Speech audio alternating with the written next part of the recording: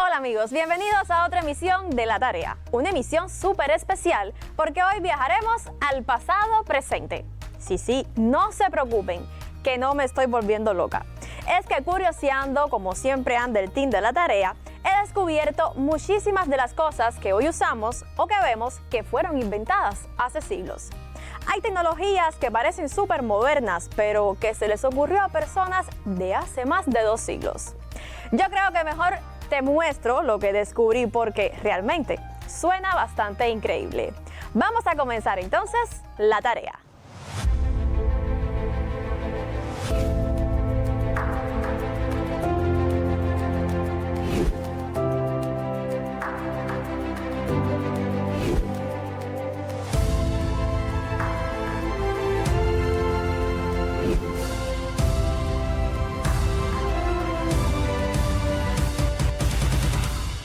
Nos vamos hasta la era de la Ilustración, también conocida como la era de la razón, un periodo fascinante que se extendió desde el siglo XVII hasta finales del XVIII y que marcó un cambio radical en la manera en que las personas entendían el mundo. Imagina que de pronto la gente comenzó a decir, ¿y si usamos la razón y la ciencia para explicar lo que nos rodea en lugar de aceptar todo sin cuestionar? Inteligente, ¿no? Esa chispa dio inicio a un movimiento que puso la educación, el conocimiento y la curiosidad en el centro de la vida social. Los filósofos empezaron a cuestionar viejas ideas y a defender que aprender era la clave para mejorar la sociedad, mientras que la ciencia se convirtió en protagonista con telescopios, experimentos y descubrimientos que abrían nuevas puertas al futuro. Esta era marcó un punto de inflexión en la historia, impulsando la exploración de la razón, la ciencia y la educación como pilares de la sociedad. Durante este tiempo, el mundo fue testigo de un sorprendente boom de inventos que sentaron las bases para el progreso tecnológico y científico que aún disfrutamos hoy. Comencemos con uno de los inventos más icónicos y revolucionarios de la era de la Ilustración, la máquina de vapor. Su historia comienza en 1698, cuando Thomas Savery diseñó un aparato para bombear agua de las minas utilizando la fuerza del vapor. Poco después, en 1712, Thomas Newcomen perfeccionó el sistema creando la primera máquina de vapor práctica, capaz de mover pistones y realizar trabajo mecánico. Sin embargo, el gran salto llegó con James Watt en 1769, quien introdujo mejoras decisivas como el condensador separado, lo que hizo que las máquinas fueran mucho más eficientes. Gracias a Watt, la máquina de vapor se convirtió en el motor que impulsó la revolución industrial, moviendo fábricas, trenes y barcos, y cambiando para siempre la forma en que las sociedades producían bienes y se transportaban. La invención de la máquina de vapor no solo fue un logro técnico, sino también un símbolo del poder de la razón y la ciencia en la era de la Ilustración.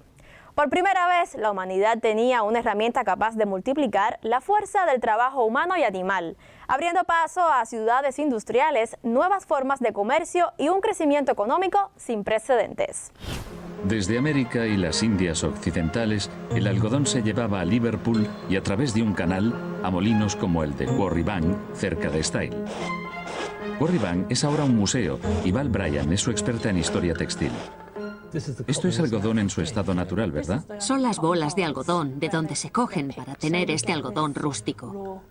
Y cuando el algodón apareció, realmente no sabíamos cómo prepararlo, así que lo tratábamos igual que la lana. De ahí viene la expresión lana de algodón. Lana de algodón, sí, claro. El algodón se cogía y se hilaba formando un hilo largo y fino. Para tejer la tela, luego se ponía en una lanzadera y se lanzaba por delante y por detrás entre el hilo ensartado en el telar. Pero tejer era un trabajo incómodo. El tejedor necesitaba unos brazos largos para lanzar y recoger la lanzadera a través de la extensa pieza de material. Y este es el problema, básicamente. Así es, se cae al suelo porque tus brazos no son bastante largos. En 1733, un tejedor llamado John Kay sacó una patente de un aparato que tendría resultados espectaculares. En lugar de lanzar la lanzadera a mano, Kay puso la lanzadera en una caja. Cuando el tejedor tiraba de un palo, un martillo golpeaba la lanzadera a través de los hilos. Se llamó la lanzadera voladora. Y esto, por supuesto, es en teoría mucho más rápido, ¿verdad? Sí, lo es. Sí, incluso un aficionado como yo podría comprender que esto es un avance enorme. La lanzadera voladora es absolutamente increíble. Pero mientras los hombres tejían más tela, las mujeres no podían seguir el ritmo. Afortunadamente para ellas, en 1764, otro tejedor llamado James Hargreaves se dio cuenta de que una rueda podía estar unida a varios usos. La llamó Spinning Jenny, que era como la máquina de hilar. La brújula de navegación es uno de esos inventos que parecen sencillos, pero que cambiaron la historia de la humanidad. En la antigua Grecia ya conocían la maravillosa cualidad que poseía la negra magnetita. Algunos trozos de este óxido de hierro les parecían completamente mágicos. Antes del nacimiento de Cristo, en China ya se usaban aparejos que funcionaban igual que una brújula. El chino Chu Yus ya describió en 1117 una brújula para orientarse. Constaba de un trocito de caña que contenía una aguja magnética que flotaba en una palangana de agua. El aparejo iba destinado al uso de los marineros, pero si había fuerte oleaje, podía fallar. En 1250, los marineros del mar Mediterráneo perfeccionaron una aguja que giraba sola en un punto medio. Se había inventado la brújula tal y como la conocemos. El por qué señalaba la dirección norte-sur fue durante mucho tiempo un misterio. Se creía que el motivo era la existencia de una montaña gigante de magnetita en el norte. Circulaban cuentos horripilantes de barcos que se acercaban a esa montaña.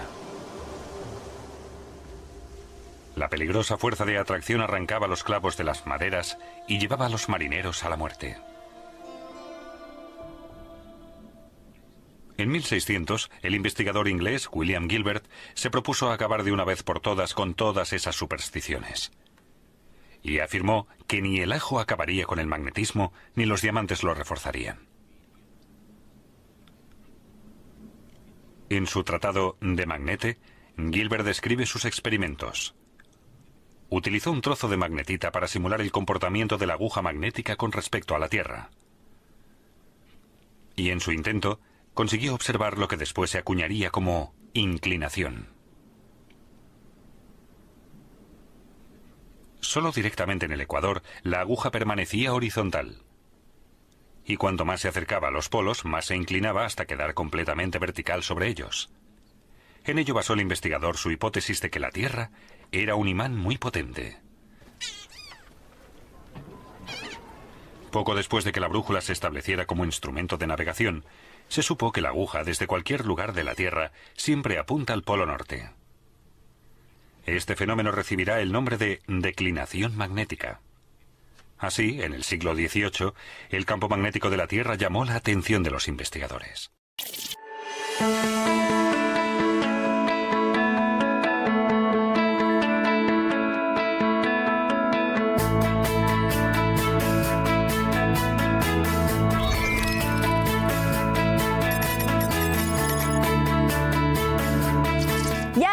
En nuestra sección Bitácora Digital. Aquí les traigo algo que los dejará boquiabiertos. La batería eléctrica también fue inventada en la era de la Ilustración, como lo oyen.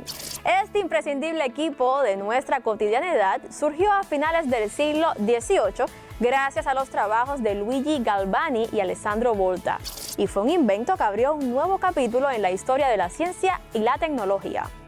Todo comenzó con los experimentos de Galvani, un médico italiano, que en 1780 observó que las patas de una rana se contraían al entrar en contacto con dos metales distintos. Él pensó que había descubierto una electricidad animal, una fuerza vital propia de los seres vivos.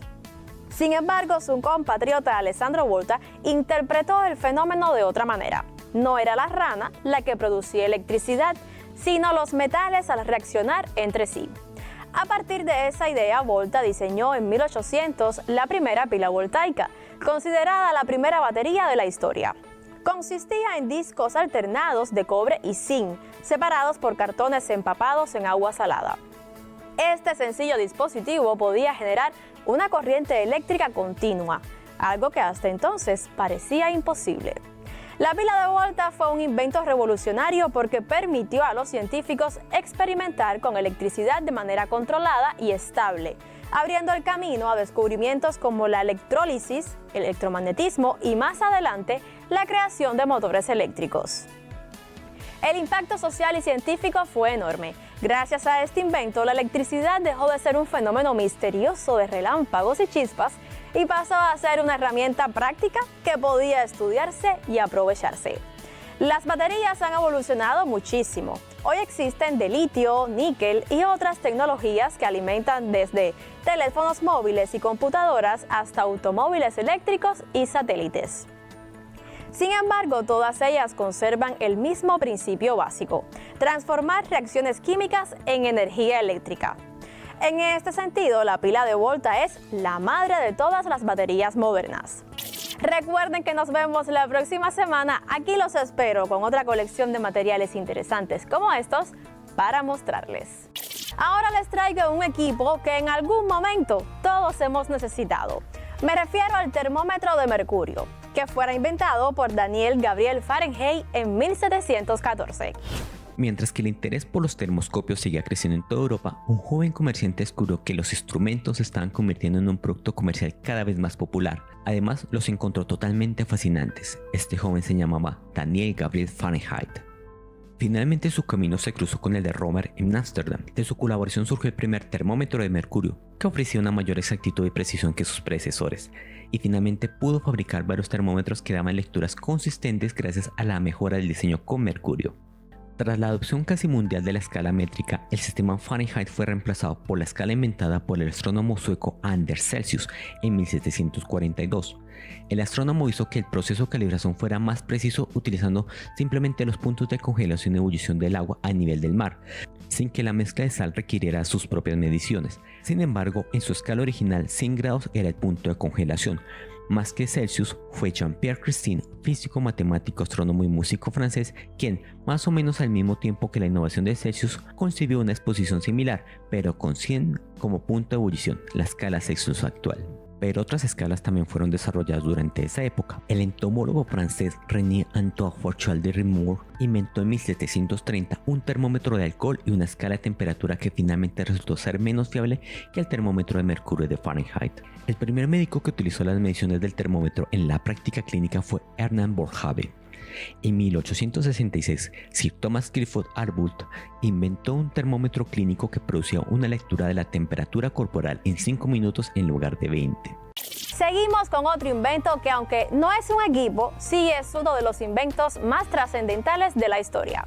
Les hablo de la vacuna contra la viruela desarrollada por Edward Jenner en 1796, que no solo cambió la medicina, sino también la vida cotidiana de millones de personas. Hacia mediados del siglo XVIII, el médico rural británico Edward Jenner prestó atención a un rumor popular según el cual las granjeras desarrollaban inmunidad a la viruela. Intuyó una relación entre la exposición a la viruela bovina y esta inmunidad.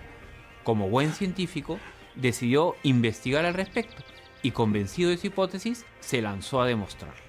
Inoculó a James Phipps, un niño de 8 años, con una dosis atenuada de la viruela bovina.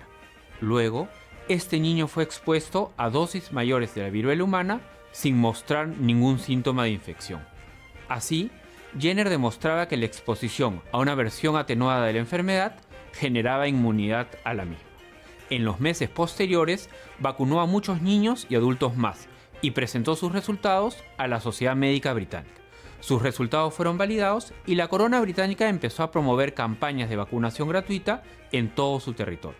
Sin embargo, como suele ocurrir con algunas innovaciones científicas, la recepción de la población fue distinta a lo esperado. Se extendió la idea que se adquirían propiedades animales al recibir la vacuna, se recriminó el uso de niños como medio de transporte del fluido, aparecieron temores sobre los efectos secundarios e incluso se acusó a la corona de usar la excusa de la vacuna para censar a la población con el fin de cobrar impuestos. Hoy en día, Jenner es considerado como uno de los científicos más trascendentales de la historia, y las vacunas han permitido salvar millones de vidas a lo largo de la historia. El impacto social fue enorme. Por primera vez, la humanidad tenía una herramienta para prevenir una enfermedad mortal. no solo para tratarla. La vacuna se expandió rápidamente por Europa y luego por el mundo, salvando incontables vidas y demostrando que la prevención podía ser tan poderosa como la cura. Con el tiempo, campañas de vacunación masiva lograron lo que parecía imposible. En 1980, la Organización Mundial de la Salud declaró oficialmente la erradicación de la viruela, convirtiéndose en la primera enfermedad humana eliminada gracias a la ciencia. En la actualidad, la vacuna contra la viruela ya no se aplica de manera rutinaria porque la enfermedad desapareció, pero su legado sigue vivo. Fue el inicio de la vacunación como estrategia de salud pública y abrió el camino para el desarrollo de vacunas contra otras enfermedades como la polio, el sarampión o la COVID-19. Además, la palabra vacuna proviene precisamente de este descubrimiento, ya que Jenner la tomó del término latino vacca, en honor al origen bovino de su hallazgo.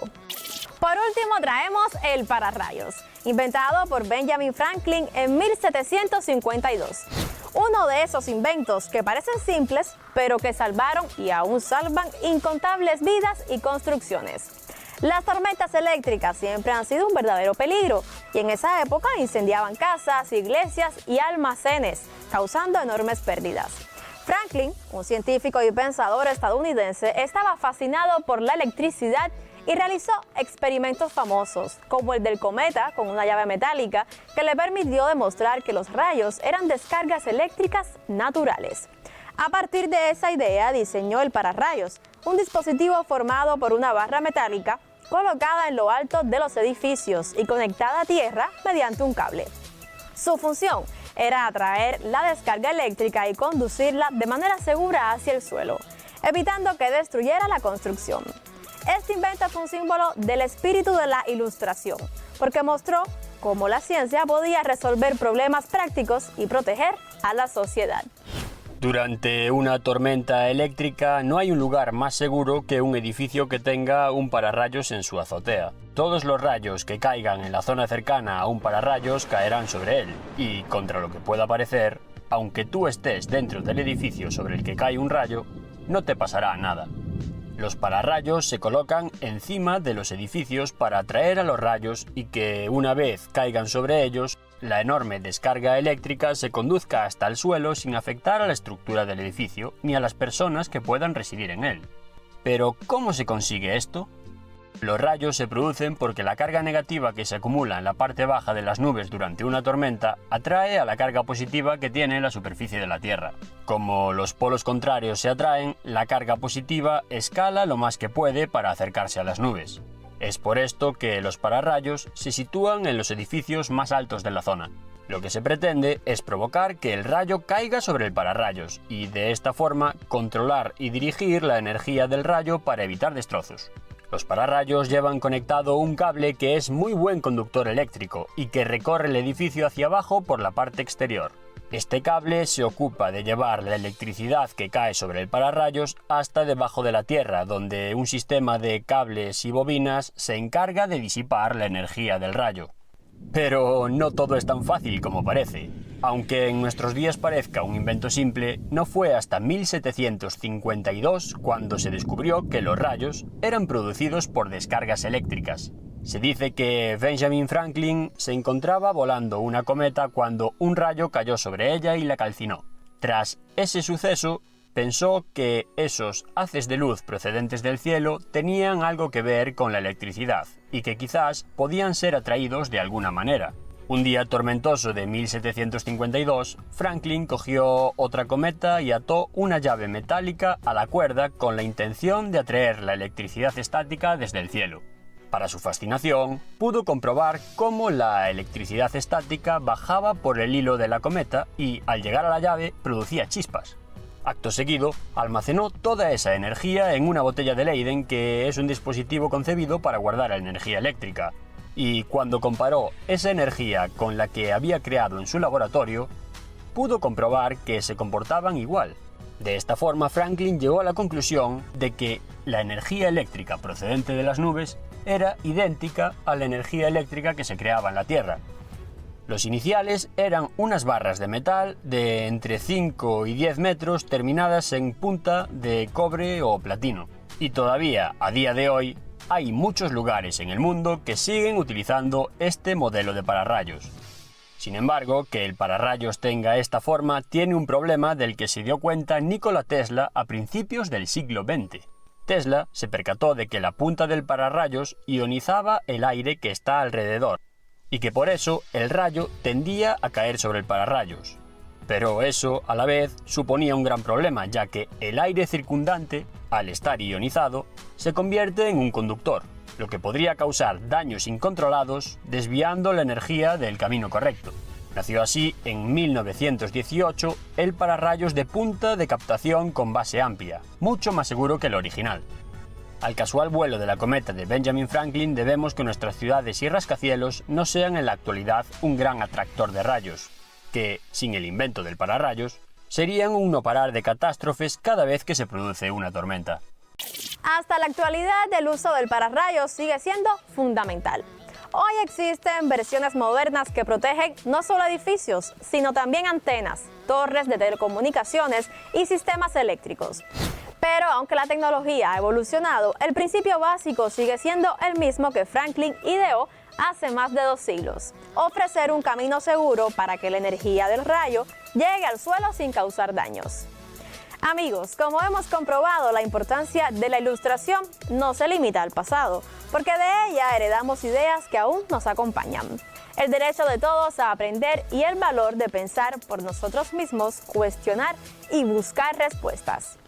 Van buscando la verdad, siguiendo el camino de la ciencia, pero que ahí viene el diablo, los batallones inquisidores de luz.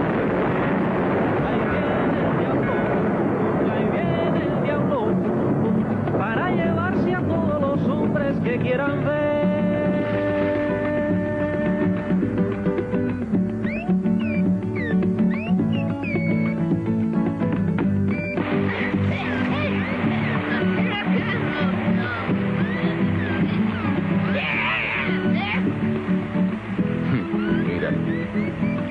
Para evitar el peligro, hay una varilla de acero en el cometa y un cable a tierra que funciona como pararrayos.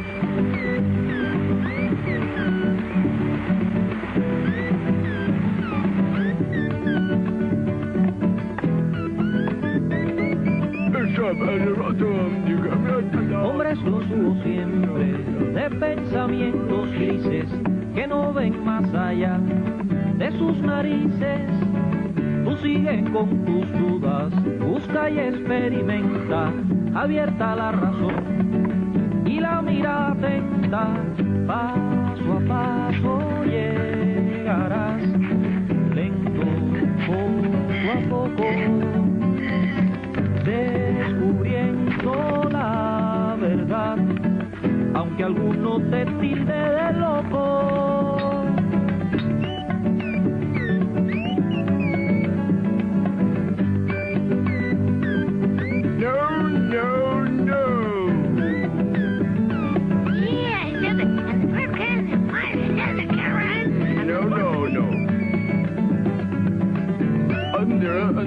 Under the crossfire, and that takes up my gun, cause some doesn't serve.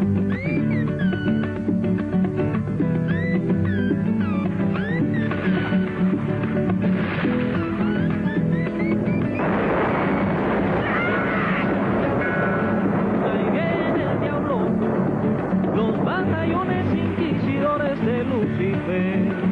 Ahí viene el diablo, pum pum, ahí viene el diablo, pum pum, para llevarse a todos los hombres que quieran ver. Te explicaré. Tomemos por ejemplo una presa. Al subir el nivel del agua, esta ejerce una gran presión y revienta el muro. El rayo no es más que un contacto entre dos polos opuestos, la nube y la tierra. Este contacto tiene la mayor posibilidad de producirse por el lugar más elevado sobre la tierra. Un aliviadero evita el peligro, ya que al subir las aguas, estas no se acumulan, sino que fluyen. De igual modo, cuando en un lugar alto facilitamos con un cable el flujo eléctrico, estamos creando un aliviadero. entonces la posibilidad de que el rayo pase por ese lugar es casi absoluta.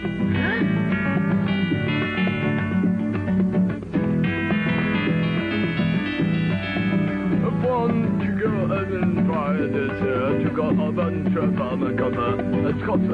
todos los tiempos prósperos y atrasados, hombres de poco vuelo y hombres alados, hombres de corta vista que como el ave entierran la cabeza para no ver la luz y que quieren detener el tren del progreso. Ya no lo podrán hacer, todo cae por su propio peso, pero que venga el diablo, pum, pum, que venga el diablo, pum, pum, los batallones inquisidores de Lucifer, pero que venga el diablo, pum, pum, que venga el diablo, pum, pum, para llevarse a los hombres que no quisieron ver. Amigos, así que haciendo la tarea siempre encontramos temas súper interesantes que nos ayudan a crecer. Por eso, regresen la próxima semana, que aquí los estaremos esperando para, como siempre, hacer lo que nos toca, la tarea. Todos los conceptos que me regala tu creatividad, tu amor, pones todo tu empeño en mi enseñanza y cada vez lo haces mejor. Brindas una inocencia y das experiencia, esa que me ayuda a vencer. Vuelo entre notas confusas y semicorcheas hasta que caigo en la tarea.